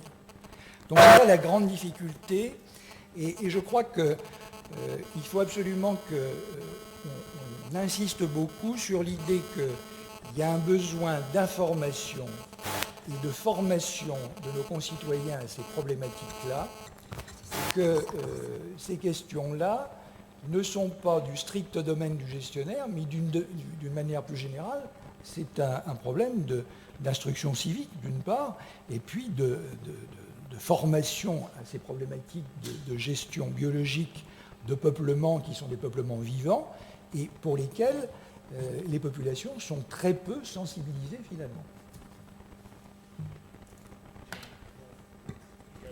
Il n'y a peut-être pas à répondre. Non, juste pour faire le lien entre effectivement la remarque de M. Tendron et la question de Madame, effectivement, j'ai signalé que les élus locaux, pour aller au plus simple, renonçaient à la production de la forêt. Mais quelque part, si on fait passer la production, si on la jette à la trappe, on n'a pas pour autant résolu tous les problèmes, parce que même les autres usages de la forêt peuvent être aussi incompatibles 2 à 2, et c'est vrai qu'entre l'écologiste radical et le vététiste, il n'y a pas non plus forcément une grande communauté d'intérêt, quoi. Donc c'est ce que Gérard Tendron rappelait effectivement. Dinglas avait demandé la parole, et ensuite Neveu, et puis après ça on s'arrêtera, je pense. Oui, Dinglas. Je voudrais vous poser une question sur la gestion de forêts qui ne sont pas des forêts du nord de la France, mais les forêts des 3 départements méditerranéens qui sont au port de la Méditerranée, donc depuis Marseille jusqu'à Nice. Alors là-dedans, il y a 2 types de forêts. Il y a d'abord des gros morceaux domaniaux, bon, qui sont ce qu'ils sont, mais il y a aussi une quantité gigantesque en surface de petites forêts qui appartiennent à des particuliers et qui résultent pour l'essentiel de l'abandon progressif depuis 50, 60, 70 ans d'une vieille agriculture, petite polyculture qui alimentait les villes littorales et qui a totalement disparu maintenant. Cette forêt est devenue quasiment épouvantable au point de vue gestion, apparemment en tout cas. Il y a un risque d'incendie que tout le monde connaît et qui est extrêmement dangereux. Cette forêt a tendance à être mitée, et ça tout le monde le sait, par des installations urbaines qui essayent de gratter dessus. Par ailleurs, dans beaucoup de cas, les propriétaires ont disparu parce que les taxes qui étaient liées à cette petite propriété, les gens ne voulaient plus la payer, puis comme ça ne rapporte rien, et ben on laisse tomber. Et donc on a un énorme problème d'entretien, de débroussaillement, de non-production, puisque le chêne liège a quasiment complètement disparu, et avec accessoirement ce danger considérable d'incendie contre lequel la protection coûte finalement très cher. Alors comment est-ce que vous voyez la gestion de ce genre, de tout cet ensemble-là qui couvre tout de même de Marseille à Nice? Il n'y en a malheureusement pas qu'à Marseille et à Nice. Enfin, c'est plus généralement le problème de la forêt privée qui, rappelons-le, couvre les 3/4 de la forêt française. C'est qu'une s'il y a effectivement des grands domaines aristocratiques, des grands domaines de chasse et autres, il y a bien effectivement toute une forêt morcelée, paysanne, découpée par héritage, et qui finalement aujourd'hui ne peut plus être gérée compte tenu de la faible superficie unitaire des parcelles, et finalement de fait elle n'est pas gérée aujourd'hui. Pour remédier à cela, je dirais c'est très très compliqué. Alors, généralement la solution la plus il y a deux façons de faire. Soit c'est le remembrement forestier. Alors j'ai assisté à des opérations comme cela dans les Vosges, il y en a une aujourd'hui dans le Gâtinais français. Je n'ai pas de référence en Méditerranée, je n'ai pas eu l'honneur d'exercer là-bas, mais le fait est que la procédure elle est très longue et très coûteuse pour un résultat très très moyen. Pour info, Parc naturel général du Gâtinais français, il y a chargé de mission depuis 18 mois dessus et on doit avoir crânement une douzaine d'hectares qui ont dû être échangés. Donc si on ramène ça au coût de la surface, ce qui nous amène en fait à l'autre solution, qui est de dire carrément c'est l'acquisition par la collectivité. Alors l'acquisition par la collectivité, déjà il paraît que localement les communes lancent des procédures par rapport à des biens vacants et sans maître, dans le cas de parcelles forestières qui sont de fait à l'abandon. La procédure est longue et coûteuse. Enfin, elle est longue surtout. La troisième voie, toujours dans une logique d'acquisition par la collectivité, après c'est une déclaration d'utilité publique où c'est des préemptions en fait pour constituer effectivement un grand massif qui deviendrait donc de fait communal, domanial de moins en moins vu les moyens de l'État, mais au moins peut-être communal ou départemental. Et c'est vrai que dans des situations les plus critiques, c'est souvent cette voie-là qui est privilégiée, qui est finalement l'acquisition par les collectivités, c'est le seul moyen. Mais sinon, effectivement, l'entité foncière, la propriété étant d'une taille unitaire trop faible, de toute façon, elle est ingérable. De toute façon, ce n'est pas une question de subvention propriétaire. Si une forêt fait 12 arts, débroussaillée contre l'incendie, vous ne pouvez pas mobiliser des centaines de propriétaires qui ont chacun quelques centaines de mètres carrés, c'est impossible. Donc le plus radical, ça peut être l'acquisition par la collectivité, quoi. Monsieur Neveu. Oui, il apparaît que de plus en plus qu'il y a une contradiction entre les codes, les lois, les règlements et la réalité de la pratique dans la gestion de ces forêts périurbaines. Alors ça ne me semble pas sain, ce décalage.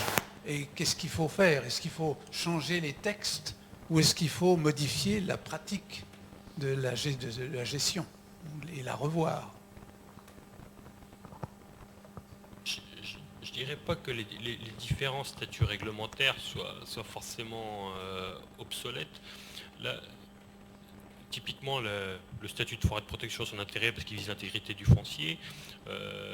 Les règles plutôt en matière d'urbanisme, comme l'exemple du schéma directeur d'Île-de-France ou autres, s'attachent eux en fait à l'interface entre la ville et la forêt. Les sites classés vont s'intéresser à un type d'occupation du sol à côté des paysages. Il n'y a pas forcément, on va dire, on ne peut pas dire que ces réglementations se marchent peut-être un peu sur les pieds, mais on ne peut pas dire qu'il y en a forcément une de trop, toutes sont utiles. La difficulté, c'est qu'effectivement, c'est trop de réglementation finit par tuer la réglementation, et qu'au bout d'un moment, c'est vrai que quand on réunit la commission des sites, le comité Théodule et la commission machin, avec des mêmes points à l'ordre du jour pour parler du même projet qui est présenté avec des avis qu'on espère convergents entre différents comités, ça finit par lasser. Donc le risque, il est plus finalement en termes de mobilisation des acteurs, c'est qu'effectivement trop de réglementation, il y a le risque aussi que du coup on s'en remette à l'autre, enfin chacun envoie la patate chaude vers une autre réglementation ou un autre service en considérant que lui jouera mieux son rôle. Le risque il est peut-être plus là que dans le fait de dire que ces réglementations-là sont obsolètes. C'est plus en termes de mobilisation des acteurs que la question se pose, mais on ne peut pas dire que ces réglementations, ce qui les a fondées, soient obsolètes aujourd'hui. Bonjour à tous, je suis ravie de me trouver ici parmi vous et donc de faire la doublure de Monsieur Klein. Je vais essayer d'être à la hauteur. Il n'a pas pu être parmi vous aujourd'hui pour des raisons de santé. Alors, je représente ici une structure qui est un think tank, qui est Safagridé, et qui est une structure qui a pour vocation alors de réfléchir et de faire de la prospective et d'essayer d'imaginer finalement l'agriculture de demain. Et c'est dans ce cadre en fait très particulier que l'année dernière nous avons travaillé sur un rapport, toute l'année d'ailleurs, qui portait sur l'agriculture et les territoires. Et parmi les thèmes de réflexion, il y en a eu un plus particulièrement sur l'agriculture urbaine, d'où ma présence aujourd'hui parmi vous. Alors le thème que j'ai choisi, en fait j'ai un petit peu changé le titre, puisque je ne l'avais pas eu. Une agriculture urbaine pour soutenir l'agriculture et les territoires et une influence alimentaire des villes à assumer. Alors à assumer, je vais vous expliquer à la fois par le monde agricole, mais également par les personnes publiques, en tout cas avec une autre vision nous semble-t-il. Alors je vais partir de la présentation, mais très rapide, hein, rassurez-vous, de ce rapport donc, 2013 que vous trouvez sur le site de la SAF, hein, qui est téléchargeable sans aucun problème et qui me permet donc d'avoir cette réflexion sur l'agriculture urbaine. Alors nous sommes partis d'un certain nombre de constats hein, qui ne sont absolument pas originaux parce que finalement vous les connaissez tous, mais qui nous ont permis de dire qu'au départ nous étions dans une situation avec un avenir assez incertain, en tout cas perçu comme tel par bon nombre d'agriculteurs, mais de citoyens en général, avec à la clé de grands bouleversements, alors qui sont de différents types bien entendu. Alors on a des bouleversements qui sont de type administratif et qui ont des incidences très fortes sur les territoires. On voit bien actuellement que la décentralisation, avec son corollaire la déconcentration, parce que l'État central est aussi en questionnement, eh bien cette réorganisation des territoires administratifs aura forcément des incidences sur les territoires et les activités qui s'y déroulent. Les autres grands bouleversements, et là c'est juste une énumération très rapide évidemment pour le monde agricole, c'est à la fois la question des marchés, de leur volatilité, mais également la question des accords mondiaux dans le cadre de l'OMC ou en dehors d'ailleurs des cadres bilatéraux. On a aussi de forts questionnements sur l'évolution du climat, avec une réflexion aussi sur le basculement énergétique, qui est un vrai questionnement pour l'agriculture.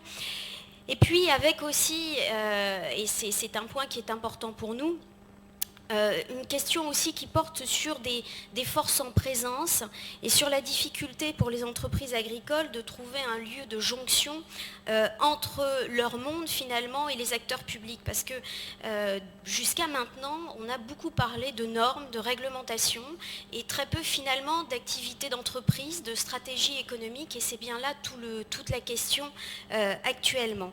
Et puis enfin, parmi ces causes d'avenir incertain, on a l'empilement des normes. Alors on vient d'en parler, hein, c'est le millefeuille juridique, le millefeuille administratif, hein, bon voilà, c'est un classique, mais qui participe à ce contexte d'incertitude. Et c'est vrai que face à tous ces éléments, en tout cas quand on parle de territoire, et on l'a vu hein, nous à SAF Agridé, en tout cas en 2013, on a une véritable tentation à ce que l'on appelle le localisme, un esprit de clocher, un repli presque identitaire, de dire finalement allons sur nos petits territoires et oublions de regarder ce qui se passe en dehors. Alors quand on a commencé à travailler et surtout à rédiger ce rapport, on a décidé d'avoir un certain nombre de partis pris et on a décidé d'avoir une réflexion prospective qui partait d'une véritable volonté, en tout cas de notre part, qui était de s'engager dans une société de projet. Alors ça s'appuie sur deux éléments, vous le voyez, être globaux sans perdre ses racines, être compétitif dans un contexte globalisé. Alors être compétitif, c'est simplement envisager une croissance économique sur le long terme. Quant au contexte globalisé, je crois, c'est de ne pas oublier les 12 milliards d'excédents hein, que nous rapporte l'agriculture à l'international. C'est ne pas oublier la solidarité alimentaire avec un certain nombre d'États qui ont besoin justement de ces productions agricoles. C'est finalement se dire que oui, il faut penser territoire, il faut penser local, mais il ne faut pas oublier le global. Et pour ce faire, nous avons donc pensé que toutes ces activités agricoles, ces entreprises agricoles, devaient se structurer autour de projets. Alors nous avons repris une citation de Michel Godet, hein, qui représente et qui illustre tout à fait notre parti pris, qui est de dire que la société de projet se situe à l'opposé d'un projet de société imposé d'en haut. Elle s'appuie sur la confiance et la liberté qui permettent le développement de 1001 initiatives individuelles et collectives autant de ruisseaux qui viendront grossir le fleuve du changement global espéré. Et cette orientation, on l'a suivie tout au long de ce rapport avec cette volonté de toujours penser, réfléchir en fonction des projets que pourraient porter ces entreprises agricoles. Un autre parti pris également en termes de prospective, on considère à Safagridé que la prospective, ce n'est pas regarder dans une boule de cristal, d'essayer finalement de voir ce qui se passe aujourd'hui et imaginer ce qui se passera demain, mais c'est de décider que le futur se construit aujourd'hui et de se dire finalement que voulons-nous pour demain et quels sont les moyens que nous devons mettre en œuvre aujourd'hui pour avoir finalement l'agriculture que nous voulons. Alors c'est vrai que l'on souhaite que cette agriculture de demain, qu'elle soit urbaine ou pas d'ailleurs, se construise autour d'entreprises innovantes, porteuses de sens et de valeurs. C'est important pour nous, innovantes. Alors il n'y a pas que l'innovation technologique, hein. L'innovation, elle est aussi culturelle, elle est aussi administrative, elle est aussi économique, elle est aussi sociale, hein. C'est quelque chose de transversal, l'innovation. Avec des entreprises porteuses de sens et de valeurs, il me semble, et en tout cas on en est certain à Safagridé, que les territoires, penser territoire oblige à avoir effectivement des valeurs d'intégration dans ces territoires et on ne peut pas penser ces territoires, penser collectif sans faire attention justement à ces valeurs. Alors, la méthodologie de travail, hein, celle que nous avons suivie tout au long de ce rapport, c'est effectivement aller vers un changement radical de perspective. Alors, ça a déjà été dit hein, par Madame Bertrand, mais pour nous, c'est quelque chose de très important. Les territoires sont un appel au décloisonnement, à la transversalité. C'est important et on va le voir dans le cadre de l'agriculture urbaine, il s'agit de sortir de cette approche en silo pour aller vers quelque chose de beaucoup plus transversal, de beaucoup plus global. C'est ce qu'Anne-Claire Vial, présidente de Sol et Civilisation, appelle faire territoire, qui est une très bonne expression. Ce qui nous semble aussi important à chaque fois dans le cadre de cette réflexion sur les entreprises agricoles et les territoires, c'est d'insister sur la multifonctionnalité des hommes et des territoires qui se traduisent par des services rendus. Il est important, et l'exposé sur la forêt l'a bien montré, c'est-à-dire qu'il est important de se dire que ces activités économiques dans les territoires rendent effectivement différents services et que ces services méritent peut-être une rémunération économique en tant que telle. Autre élément que l'on souhaite mettre en avant, c'est insister sur tout ce qui touche à la cohésion des hommes. Alors, la cohésion des hommes, c'est quelque chose d'important, hommes avec un grand H, donc les femmes sont dedans, c'est l'approche filière. Alors, j'y reviendrai. L'approche filière, c'est très important. La filière, elle est aussi bien matérielle qu'immatérielle. Elle est à la fois de regrouper les producteurs de semences jusqu'aux distributeurs, même jusqu'aux consommateurs, sans oublier les universités, les banques, les assurances, parce qu'il est impossible de parler en réalité d'agriculture sans avoir cette vision de la filière. Et dans les territoires, c'est quelque chose d'important. J'y reviendrai également dans le cadre de l'agriculture urbaine. Et puis enfin, mais je crois que tous les intervenants l'ont dit, il faut aller vers une gouvernance renouvelée. Et dans le cadre de l'agriculture urbaine, c'est la question de la gouvernance alimentaire qui, comme nous le verrons, est particulièrement importante. Alors juste ce petit schéma pour vous montrer un peu comment nous avons pensé nos différentes thématiques et en particulier l'agriculture urbaine. Vous le voyez, le plus petit cercle finalement, c'est le cercle de l'entreprise.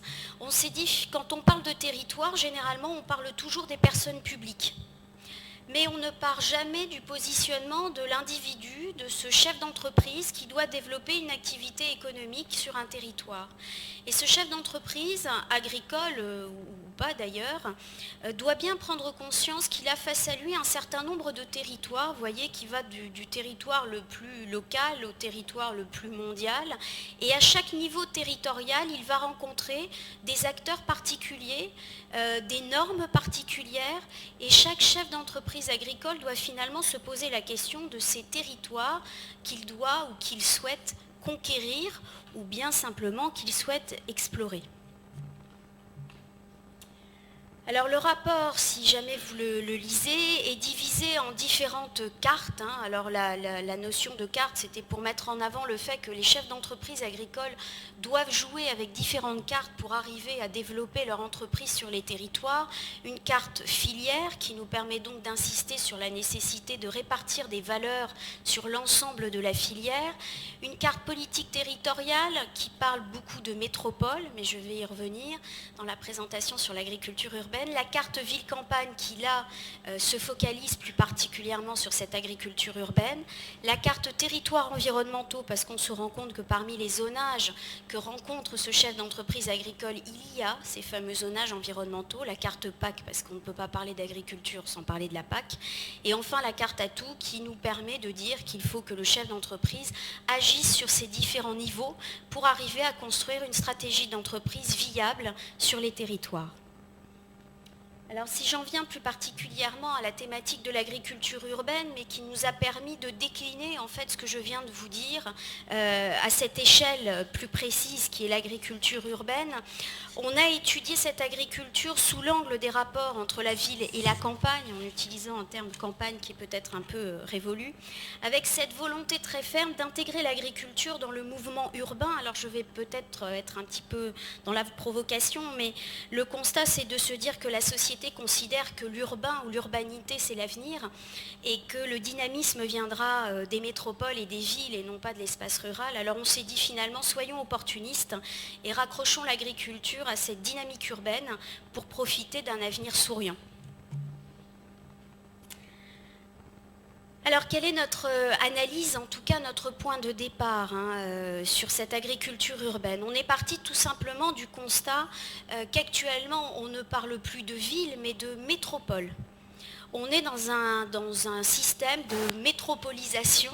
Alors je ne vais pas revenir sur la loi qui a été adoptée fin 2013 qui traite du renforcement justement de ces métropoles. On est dans des aires urbaines qui sont de plus en plus vastes et surtout des aires urbaines qui dépassent complètement la séparation arbitraire entre l'espace rural d'un côté et l'espace urbain de l'autre, mais même entre ces différents espaces et les espaces périurbains.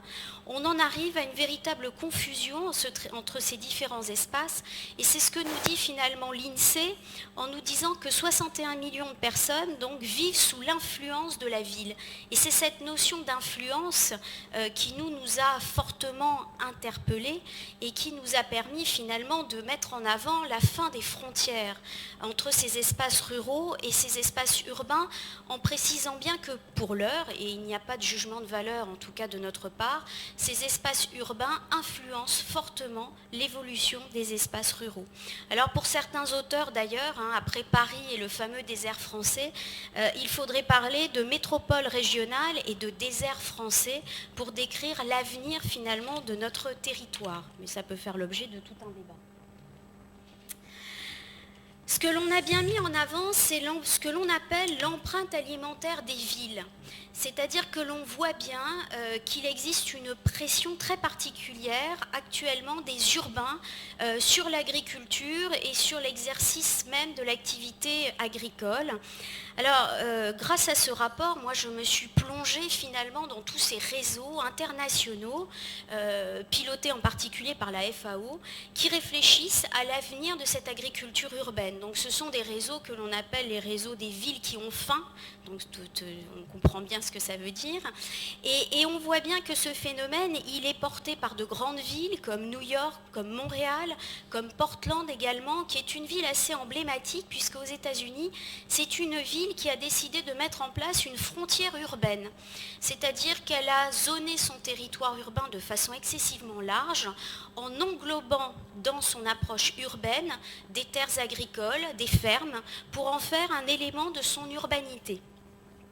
Alors, cette agriculture urbaine, en tout cas cette vision même de l'agriculture urbaine, c'est une vision des urbains qui développe toute une éthique alimentaire. On peut parler d'éthique alimentaire puisqu'ils sont ce qu'ils mangent et on voit se développer un véritable lien affectif avec l'alimentation, avec derrière une demande récurrente de proximité, de localisation en fait des productions, de traçabilité avec la santé derrière, et on nous dit que c'est une façon d'avoir une agriculture qui fait sens. On a au final des agriculteurs qui, au travers de cette agriculture urbaine, sont fortement interpellés sur le sens de leur métier. Alors cette agriculture urbaine, néanmoins, il faut y apporter un certain nombre de nuances. Contrairement à ce que je peux entendre depuis quelque temps, l'agriculture urbaine ne pourra pas nourrir tous les citadins. Et on se rend bien compte quand on regarde les statistiques que de toutes les façons, la majorité des produits consommés par les villes viennent de l'extérieur. Il y a aussi une autre réalité qui est une réalité plus économique, celle-là. À partir du moment où ces productions locales restent d'un prix élevé, il est évident que les ménages qui sont plutôt dans une situation de crise ne pourront pas les consommer. Et on est plutôt face à une assistance alimentaire qui est en hausse. Néanmoins, et c'est le message qu'on a voulu porter au sein même du monde agricole, néanmoins, il ne faut pas sous-estimer l'avenir de cette agriculture urbaine. Parce que les villes, actuellement, recherchent une sécurité alimentaire avec derrière la réflexion sur, je vous l'ai dit tout à l'heure, sur le climat, sur la raréfaction de certaines ressources. Et on a des villes qui sont particulièrement conquérantes en matière d'alimentation. Juste parce que j'y pense, je vous le dis, je vis depuis l'année dernière un certain nombre de réunions assez impressionnantes où on parle d'agriculture urbaine, d'alimentation des villes, et il n'y a aucun agriculteur dans la salle. Je me garde bien d'ailleurs de le dire parfois, tant les discussions sont animées à l'encontre de l'agriculture.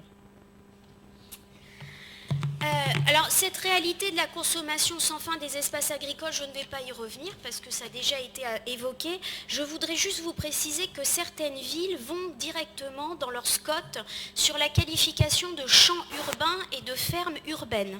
C'est là une façon pour ces villes de bien préciser leur volonté de mettre la main sur ces terres agricoles et pour orienter leur type même de production avec derrière, ça a été dit également, la volonté de contractualiser d'une certaine façon avec les agriculteurs. Alors c'est vrai que dans le rapport, on insiste sur le fait que fonctionnariser les agriculteurs urbains pose la question de la durabilité même de l'activité agricole. Après c'est un choix économique. Si on décide effectivement de subventionner en permanence ces agriculteurs, aurons-nous les moyens de les subventionner sur le très long terme et pas simplement sur une courte période de 2-3 ans. Et généralement on oublie cette réflexion économique. Alors, quelles sont les quelques recommandations que l'on a pu faire une fois tous ces constats faits, vous le voyez, d'une réalité de l'agriculture urbaine, d'une demande particulière autour de cette agriculture urbaine. On espère, en tout cas on souhaite, aller vers une unité de l'espace. C'est-à-dire qu'on ne souhaite pas, vous l'avez compris, que l'on puisse opposer un espace urbain à l'espace périurbain, à l'espace rural. On veut aller sur des espaces interdépendants et aller dans des espaces continu et ouvert. Il est important que les produits agricoles en particulier puissent circuler sans aucune entrave sur l'ensemble de ces territoires. Ensuite, pour nous, même quand on parle d'agriculture urbaine, il faut accepter de parler de filière agricole. Très souvent, je me rends compte que quand on parle d'agriculture urbaine, les collectivités en particulier ne s'intéressent qu'aux producteurs et oublient complètement tout l'environnement propre à ces producteurs. Alors les coopératives, les associations de producteurs, tout ça est complètement oublié. Pour nous, cette agriculture urbaine, alors vous l'avez compris, je ne l'ai peut-être pas assez bien dit, cette agriculture urbaine, ce n'est pas une agriculture qui se cantonne au toit des villes, mais c'est une agriculture qui est sous l'influence des villes. Donc on est là sur un territoire qui peut être plus ou moins vaste et qui doit se co-construire avec les entreprises agricoles. Alors une fois que je vous ai dit tout ça, et c'est notre rôle quand même à Safagridé, c'est de rappeler qu'il faut quand même tenir compte de la liberté d'entreprendre des entreprises. Et c'est une demande que l'on a adressée au pouvoir public. De leur demander de ne pas considérer les terres agricoles uniquement sous leur angle naturel et paysager. Vous voyez, après j'ai un lapsus révélateur, puisque on leur demande de ne pas coller leur approche aux besoins des activités économiques vivantes et porteuses d'avenir. Non, c'est l'inverse.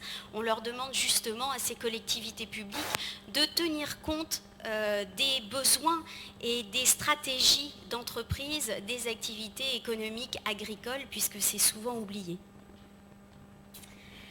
Partir de la liberté de chaque entreprise agricole de choisir son type de circuit. Alors je vais peut-être là, alors je ne pense pas vous choquer ici, mais j'en ai choqué plus d'un, puisque, j'ai vu, je ne sais pas si ça clignote, oui. Puisque l'idée derrière, c'est de dire que ce n'est pas parce qu'on se situe sur un territoire urbain qu'on doit forcément avoir une production agricole à finalité locale. Il faut aussi accepter que cette agriculture urbaine, qui est localisée dans un espace urbain, puisse choisir des circuits longs, en fonction aussi de sa propre stratégie. Derrière, ça suppose effectivement toute une logistique. Enfin, et ça c'est ce que j'ai dit tout à l'heure, hein, construire cette agriculture urbaine, c'est aller dans la complémentarité des espaces, et puis surtout aller vers une agriculture qui ne soit pas simplement perçue comme une trame de nature à préserver pour le plaisir des urbains. On est dans une agriculture de service quand on est dans l'agriculture urbaine, c'est-à-dire à la fois une agriculture qui produit, mais on peut aller vers une agriculture donc de service avec derrière une problématique de lien social, une problématique d'écologie, de loisirs. Tout ça est possible et doit être envisagé ensemble. Et enfin, c'est la dernière diapo. Vous dire que cette gouvernance alimentaire qui se met en place, en tout cas en France, elle se fait pour l'instant sans les agriculteurs, sans les filières agricoles, et il serait temps de les intégrer à la réflexion et à la discussion. J'ai envie de dire que les villes ne sont pas les seuls responsables de cet état de choses, et quand on a commencé à discuter d'agriculture urbaine à Safagridé, certains se sont dit que ce n'était pas sérieux, et qu'un agriculteur, un vrai chef d'entreprise, n'allait pas sur ce genre de discussion. Nous pensons au contraire qu'il est temps d'aller vers ce genre de discussion. Merci. Oui, donc ma question porte sur une ligne d'une de vos diapos sur lequel vous ne vous êtes pas attardé et que vous avez appelé sur votre présentation les tours maraîchères. Alors, c'est quelque chose qui, à l'heure actuelle, est en pleine explosion dans un certain nombre de pays et qui a quitté nettement le stade de l'expérimentation pour rentrer dans le stade de la production. Il s'agit simplement d'installations verticales avec un grand nombre d'étages, et dans chaque étage, il y a des cultures sans sol avec des systèmes évidemment de protection. Le système est complètement étanche, donc il n'y a plus de pollution extérieure, il y a un recyclage complet des nutriments et de l'eau, et il y a des éclairages adaptés avec des dispositifs du type LED en longueur d'onde à chaque type de culture. Contrairement à ce qu'on pourrait penser, la consommation d'énergie n'est pas très élevée. C'est surtout l'investissement qui est important. Alors pourquoi je en parle? C'est parce qu'actuellement, c'est en pleine explosion, comme je vous l'ai dit, et il y a une réalisation qui est en train de se faire dans la région de San Francisco. Il y en a d'autres en Australie, il y en a également au Japon. Et alors, curieusement, au Japon, j'ai appris il y a quelque temps qu'il y a des anciennes usines Toshiba qui ont été abandonnées parce qu'ils font fabriquer maintenant leur électronique à l'extérieur. Et Toshiba a transformé ça en une véritable usine à salade, à tomates, etc., qui est apparemment extrêmement appréciée puisque c'est entre Tokyo et Yokohama. Alors, évidemment, c'est pas la campagne riante, fleurie, sentant bon. C'est une usine à légumes ou à fruits, mais ça a un potentiel qui me paraît assez considérable. Peut-être pas en France, la France a l'air de complètement se désintéresser de la chose, mais c'est actuellement en train de se développer à l'étranger beaucoup. Alors j'aurais voulu savoir si vous aviez une petite idée tout de même de ce potentiel-là, ou si vous le mettiez complètement de côté. Alors, vous avez un article qui est paru sur les Échos hier qui parle de cette agriculture de toit, agriculture hydroponique, qui se développe en France aussi, en particulier à Romainville. Je ne vous cache pas que ce type d'agriculture hors sol implantée en ville me gêne énormément parce qu'elle est devenue le domaine des urbanistes, elle est devenue le domaine des architectes qui se font plaisir, qui font de très jolies choses et qui résument en fait l'agriculture à une dimension alimentaire de base. C'est vrai que dans le cadre de cette réflexion menée par Safagridé, qui est menée dans le cadre des territoires, il nous a semblé essentiel, alors même si dans le cadre du rapport, vous trouvez plein de choses sur cette agriculture verticale, mais je n'ai pas souhaité la développer, parce que le souci, c'est qu'à partir du moment où vous dites que vous pouvez intégrer totalement ces tours dans les villes, vous ne posez plus la question des terres agricoles. Peu importe que vous consommiez les terres agricoles, il semblerait que ces tours hydroponiques arrivent à résoudre les problèmes. Ce qui est complètement faux parce qu'elles coûtent très cher, les productions derrière ne seront pas vendues à un prix très abordable, c'est ce qu'explique l'article des Échos. Et puis, on sait très bien que les céréales, par exemple, ne pourront pas être cultivées dans ce genre de tours.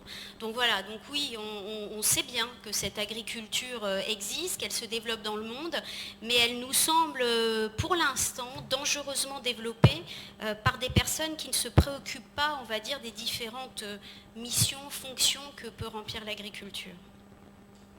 Bonjour, Association française d'agroforesterie. Donc j'ai trouvé très intéressantes vos remarques, surtout les cartes filières, etc. C'est-à-dire sortir un petit peu de... On a parlé de la forêt tout à l'heure, c'est des cartes vertes, en gros c'est un fouillis, mais enfin au moins elles sont en vert, enfin ce sont des taches vertes et les terres agricoles sont souvent des taches blanches. Donc simplement finalement, c'est tellement pas des espaces naturels que finalement ce sont simplement des tâches à remplir ensuite avec de l'urbanisation. Donc j'aimerais que vous précisiez peut-être un petit peu justement quelles agricultures concrètes, c'est-à-dire en termes de pratiques et de choix de type de production. L'agroforesterie est une diversification qui peut permettre aussi à l'urbain de se réconcilier un petit peu avec son agriculture périurbaine, etc. Parlez de ça, puisque là vous mettez clairement en cause aussi l'innovation hors sol. C'est vrai qu'il y a peut-être une innovation qui fait du bien à l'agronomie. Oui. Alors, après, quel type d'agriculture alors, si Laurent Klein avait été ici à ma place, il vous aurait expliqué en fait ce qu'il fait aux portes de Strasbourg. C'est-à-dire qu'il a une exploitation sur 80 hectares qui lui permet d'alimenter 3 magasins. Donc, il a une production qui est très diversifiée, à la fois en végétaux et puis en animaux. Donc, il s'est adapté à son marché. Donc, ce qui nous semble très important, c'est que finalement, ces exploitations puissent s'adapter à leur marché et puissent, parce que la taille n'est pas forcément un avantage quand on est aux portes des villes, tout dépend des productions que l'on porte. Donc tout type de production est intéressant de toute façon. Alors c'est vrai qu'il y a un débat qui est un peu dommage, qui est finalement d'opposer deux types d'agriculture, pour faire les choses de façon assez schématique. Une agriculture conventionnelle qui resterait intensive et qui est plutôt une agriculture céréalière, et puis de l'autre côté une agriculture qui serait plus vertueuse avec les maraîchers, avec les productions d'arbres fruitiers, etc. On n'a pas, si vous voulez, d'a priori sur les types de production ni sur les modes de production. L'important étant finalement que chaque individu, en tout cas, qui souhaite développer un projet d'entreprise agricole, puisse être accueilli sur ces terres qui sont sous influence urbaine. Par rapport à votre... pour travailler déjà depuis un certain temps sur ces questions urbaines et périurbaines, d'agriculture périurbaine, je trouve que depuis une dizaine d'années, les documents d'urbanisme ont beaucoup évolué. C'est-à-dire que l'histoire de la tache blanche, je trouve qu'elle est minoritaire maintenant dans les nouveaux documents d'urbanisme, les SCOT en particulier. Il y a vraiment une reconsidération des espaces agricoles. Alors après, je veux dire, le point de vue c'est le point de vue quand même urbain de l'espace agricole, avec plus ou moins de dialogue. Souvent, il y a du dialogue avec les représentants de la profession agricole, mais qui ne sont pas forcément en phase avec leur mandant. Mais je trouve que l'idée de la zone blanche, réserve d'urbanisation, c'est un petit peu faux maintenant, avec des nuances à instaurer à l'échelle des territoires. Mais ça a commencé par le réseau Terres en Ville, qu'il y avait une prise en compte effectivement de la problématique agricole, alimentaire, paysagère au niveau de ces régions urbaines pour diffuser assez largement maintenant. Donc il y a des différences, mais l'histoire de la tache blanche, je trouve que c'est plus tout à fait ça aujourd'hui. Je rajouterai quand même que grâce à certaines villes, le monde agricole réalise qu'il peut reconquérir des friches agricoles en premier lieu, donc c'est ce qui se passe à Nantes, mais aussi des friches industrielles. Donc c'est intéressant de voir que l'agriculture peut aussi reconquérir un certain nombre d'espaces dans ce milieu urbain. Eh bien, bon, nous allons nous arrêter là. Je suis quand même surpris qu'on n'ait pas du tout, on n'ait parlé que de la France. Je me souviens qu'on avait donné à Jean-Paul Cherveil, j'avais passé à Jean-Paul Cherveil il y a quelque temps une photo absolument surréaliste d'une étable installée sur 5 étages au centre du Caire. C'était aussi de l'agriculture urbaine.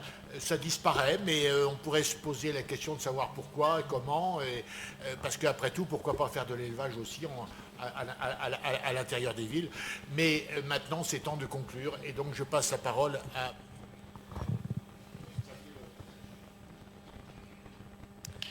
Bien. Le sujet de cet après-midi est rattrapé par l'actualité des interventions médiatiques sur l'agriculture urbaine, la page entière des Échos hier sur le sujet.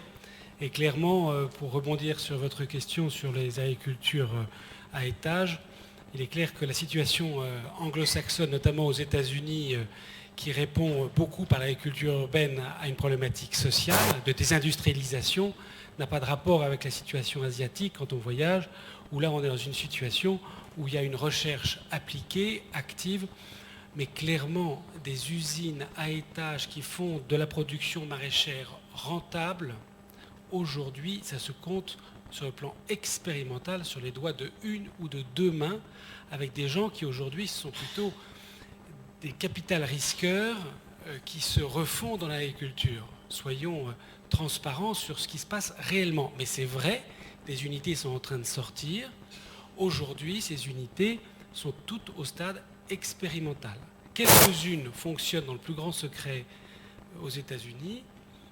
Très difficile d'avoir des chiffres. L'exemple de Romainville est un sujet politique, environnemental, un appel d'offres qui vient de sortir dans le cadre d'un contrat de région. En France, on ne se refuse pas au sujet, mais nous avons la chance d'avoir un espace périurbain vaste, et nous n'avons pas du tout la même contrainte au sol, ni la même pauvreté et la même désindustrialisation que les États-Unis d'un côté ou l'Asie de l'autre. Donc notre situation, paradoxalement, est une situation par rapport à la question périurbaine et à l'étalement, quelque part une situation de riche.